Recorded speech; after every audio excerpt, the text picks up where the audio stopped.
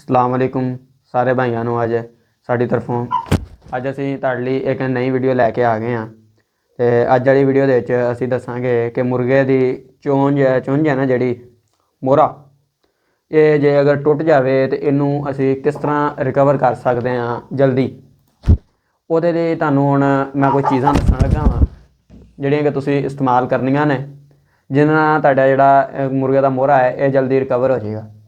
ਉਹ ਚੀਜ਼ਾਂ ਕੀ ਨੇ कि वो तुहानूं दस्सण तो पहलां तुसीं साडे जो होर इस तरह की वीडियो देखना चाहते साडा चैनल विजिट कर लो।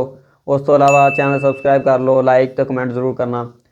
तो तुहानूं नुस्खा दसदे हां ते वो तुसीं इस तरह है कि जे मुर्गे की चुंझ है ना जिहड़ी हो गई ना दे ना जे डंड पै गया ना, मिसाल के तौर पर जे किसी तुसीं तपाया या कुछ इस जी कोई तपनी वगैरह दी या वैसे किते ना ठोकर लगी है चुंझ नूं मोहरे नूं ਉਹਦੇ ਵਿੱਚ खून जमा हो गया, लाल हो गई है चुंझ या ਇਹੋ ਜਿਹਾ कोई चक्कर बन गया या नीली हो गई है एक जगह तो ਉਹਨੂੰ आंदे डंड पै गया। ਉਹਨੂੰ ਤੁਸੀਂ किस तरह सही करना है ਉਹਦੇ ਲਈ ਤੁਸੀਂ ਲੈ ਲੈਣਾ अखरोट ਦੀ ਗਿਰੀ ਕੱਢ ਲੈਣੀ। ਉਹ ਕੱਢਣ ਤੋਂ ਬਾਅਦ ਤੁਸੀਂ ਉਹਦਾ ਜਿਹੜਾ ਪਾਣੀ ਹੈ ਨਾ ਉਹ ਕੱਢ ਲੈਣਾ ਜਿਹੜਾ ਵਿੱਚੋਂ ਤੇਲ ਜਿਹਾ ਨਿਕਲਦਾ। ਉਹਨੂੰ ਤੁਸੀਂ ਮੁਰਗੇ ਦੇ ਲਗਾਉਣਾ ਹੈ ਚੁੰਝ ਤੇ ਮੋਹਰੇ ਤੇ। ਉਸ ਤੋਂ ਬਾਅਦ ਇਹ ਤੁਸੀਂ ਲਗਾਉਣਾ ਹੈ ਤੇ ਉਸ ਤੋਂ ਇਲਾਵਾ ਇਹ ਤੁਸੀਂ ਲਗਾਉਣਾ ਹੈ ਪਿਛਲੇ ਟਾਈਮ ਤਕਰੀਬਨ। ਉਸ ਤੋਂ ਬਾਅਦ ਤੁਸੀਂ ਮੁਰਗੇ ਨੂੰ ਜਿਹੜਾ ਨਾ ਬਾਹਰ ਨਹੀਂ ਜਾਣ ਦੇਣਾ ਹੈ। ਉਸ ਤੋਂ ਇਲਾਵਾ ਫਿਰ ਤੁਸੀਂ ਜਦੋਂ ਸ਼ਾਮ ਨੂੰ ਮੁਰਗੇ ਨੂੰ ਚੋਗਾ ਦੇਣਾ ਬਾਜਰਾ ਵਗੈਰਾ ਜਾਂ ਕੋਈ ਵੀ ਇਸ ਤਰ੍ਹਾਂ ਦੀ ਚੀਜ਼ ਤੇ ਉਸ ਟਾਈਮ ਤੁਸੀਂ ਮੁਰਗੇ ਦੇ ਲਈ ਇੱਕ ਤੁਸੀਂ ਲੈ ਲੈਣਾ ਹੈ ਮੱਛੀ ਦਾ ਕੈਪਸੂਲ ਲੈ ਕੇ ਉਹਨੂੰ ਇੱਕ ਜਗ੍ਹਾ ਤੋਂ ਕੱਟ ਲਓ। ਕੱਟ ਕੇ ਉਸ ਤੋਂ ਬਾਅਦ ਤੁਸੀਂ ਉਹਦਾ ਜਿਹੜਾ ਪਾਣੀ ਜਿਹਾ ਹੋਏਗਾ ਉਹ ਵੀ ਮੁਰਗੇ ਦੇ ਮੋਹਰੇ 'ਤੇ ਲਗਾ ਦੇਣਾ। ਮਗਰਬ ਟਾਈਮ ਲਗਾਉਣਾ ਹੈ, ਬਾਅਦ 'ਚ ढक्कन लगना रात को नहीं लगाना क्योंकि जो मुर्गा अपना मूँह परां दे अंदर लेगा ना वो फिर बदबू आएगी। इसलिए तुसीं लेना है तो उन्नी देर तक मुर्गे नूं किसी पासे कोई ऐसी जगह पर झुंझ नहीं मारन देनी कि वो तेल जिहा जिहड़ा होए पानी होवे खुश्क हो जाए। उस तो बाद फिर तुसीं की करना है जी, ये तुहाडा हो गया काम कंप्लीट।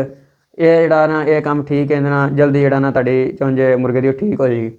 उस तो बाद जिहड़ी मुर्गियां दी चुंझ दरम्यान दे विचों फट जाती अध दे विचों ਉਹਦਾ ਤੁਸੀਂ ਕੀ ਕਰਨਾ ਹੈ ਉਹ ਤੁਸੀਂ ਨੋਹ ਕਟਰ ਜਿਹਦੇ ਨਾਲ ਨੋਹ ਕੱਟੀ ਦੇਣਾ ਨਾ ਉਹ ਲੈ ਲੈਣਾ। ਉਹਦੇ ਨਾਲ ਤੁਸੀਂ ਉਹ ਮੁਰਗੇ ਦੀ ਚੁੰਝ ਕੱਟ ਦੇਣੀ। ਕੱਟ ਕੇ ਉੱਥੋਂ ਤੱਕ ਉੱਥੋਂ ਬਲੇਡ ਦੇ ਨਾਲ ਐਂ ਬਰਾਬਰ ਕਰ ਦੇਣੀ। ਕਰਨ ਤੋਂ ਬਾਅਦ ਫਿਰ ਤੁਸੀਂ ਕੀ ਕਰਨਾ ਹੈ ਜੀ, ਉਹਦੇ ਉੱਤੇ ਵੀ ਇਹ ਹੀ ਗਰੀ ਜਿਹੜੀ ਅਖਰੋਟ ਦੀ ਜਿਹੜੀ ਗਰੀ ਹੋਏਗੀ ਨਾ ਉਹਦਾ ਤੇਲ ਲਗਾਉਣਾ ਹੈ। ਅੱਛਾ, ਉਹ ਲਗਾਉਣ ਤੋਂ ਬਾਅਦ ਫਿਰ ਤੁਸੀਂ ਨਾਲ ਉਹੀ ਕੈਪਸੂਲ ਉਹੀ ਸਾਰਾ ਸਿਸਟਮ ਦੁਬਾਰਾ ਦੁਹਰਾਉਣਾ ਹੈ।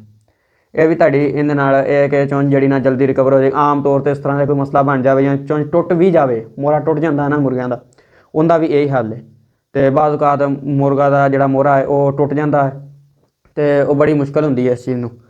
ਉਹ ਵੀ ਫਿਰ ਤੁਸੀਂ ਉਹ ਜਿਹੜਾ ਰਿਕਵਰ ਹੋਣਾ ਹੈ ਉਹ 40 ਦਿਨ ਲੱਗ ਜਾਂਦੇ ਨੇ, 40-45 ਇੰਨੇ ਦਿਨ ਲੱਗ ਜਾਂਦੇ ਨੇ। ਲੇਕਿਨ ਜੇ ਤੁਸੀਂ ਇਹ ਚੀਜ਼ ਅਜ਼ਮਾਓਗੇ ਉਹ ਜਲਦੀ ਰਿਕਵਰ ਹੋ ਜਾਏਗਾ, 10 ਤੋਂ 15 ਦਿਨਾਂ ਦੇ ਵਿੱਚ ਰਿਕਵਰ ਹੋ ਜਾਏਗਾ। ਤੇ ਬਾਕੀ ਤੁਹਾਨੂੰ ਹੋਰ ਵੀ ਦੱਸਦੇ ਹਾਂ, ਵੀਡੀਓ ਨੂੰ ਸਕਿਪ ਨਹੀਂ ਕਰਨਾ, ਕੋਈ ਵੀ ਪਾਰਟ ਨਹੀਂ ਸਕਿਪ ਕਰਨਾ। ਤੁਹਾਨੂੰ ਅੱਗੇ ਦੱਸਾਂ ਵੀਡੀਓ ਐਂਡ ਤੱਕ ਦੇਖਿਆ ਕਰੋ ਕਿਉਂਕਿ ਕੋਈ ਵੀ ਐਸਾ ਪਾਰਟ ਹੋ ਸਕਦਾ ਜਿਹਦੇ ਵਿੱਚ ਪਿਛਲੀ ਗੱਲ ਜਿਹੜੀ ਸਾਰਾ ਹੁੰਦਾ ਅੱਗੇ ਨਿਚੋੜ ਆ ਜਾਵੇ, ਇਸ ਲਈ ਵੀਡੀਓ ਪੂਰੀ ਦੇਖਣੀ। ਉਸ ਤੋਂ ਅੱਗੇ ਆ ਗਿਆ ਜੀ ਐਂਡ 'ਤੇ। ਹੁਣ ਇਸ ਤੋਂ ਬਾਅਦ ਤੁਸੀਂ ਆਮ ਜਿਹੜਾ ਪ੍ਰੈਕਟੀਕਲ ਹੈ ਤੁਰਦਾ ਫਿਰਦਾ ਮੁਰਗਾ ਉਹ ਤੁਸੀਂ ਉਹਨੂੰ ਜਿਹੜਾ ਨਾ ਇਹ ਲਗਾਉਣੀ ਨਾ ਜਦੋਂ ਤੁਸੀਂ ਉਹਦਾ ਖੁਸ਼ਕ ਹੋ ਜਾਏ ਚੀਜ਼, ਜਿਹੜੇ ਤੇਲ ਲਗਾਉਣਾ ਉਹ ਵੀ ਖੁਸ਼ਕ ਹੋ ਜਾਏ, ਜਿਹੜਾ ਮੱਛੀ ਦਾ ਤੁਸੀਂ ਲਗਾਉਣਾ ਹੈ ਕੈਪਸੂਲ ਦਾ ਉਹ ਵੀ ਖੁਸ਼ਕ ਹੋ ਜਾਏ। ਉਸ ਤੋਂ ਬਾਅਦ ਇਹਨੂੰ ਬਾਹਰ ਛੱਡ ਦਿਓ ਕਿਤੇ।